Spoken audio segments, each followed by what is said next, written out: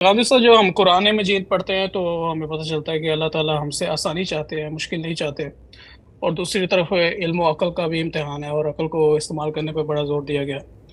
تو اگر کسی حکم کے متعلق دو رائے سامنے آ جائیں، ایک آسانی پہ مبنی ہو، اور دوسری جو ہے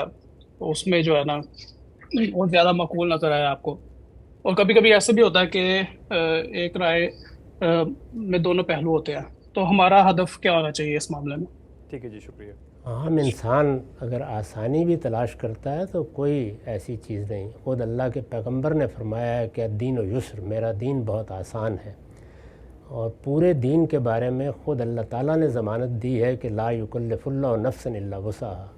میں نے اس دین کے احکام میں بندوں پر ان کی حد وسع سے زیادہ کوئی ذمہ داری نہیں ڈالی،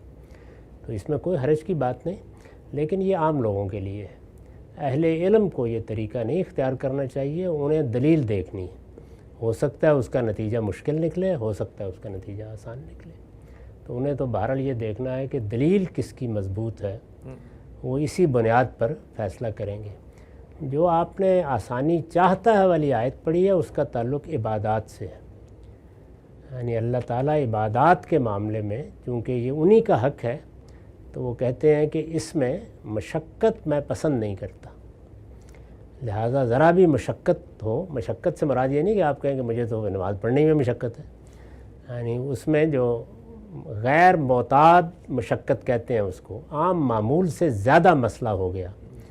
تو اس میں اللہ تعالیٰ کہتے ہیں کہ نیچے کی صورت پر آ جاؤ، پھر اس میں رعایت دیتے چلے جاتے ہیں۔ تو عبادات کے معاملے میں یہ اصول ہے، حرمتوں کے بارے میں یہ اصول نہیں ہے۔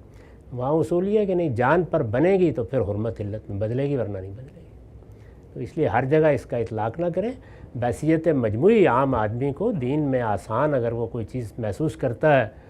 شافیوں کی رائے زیادہ آسان ہے، مالکیوں کی زیادہ آسان ہے،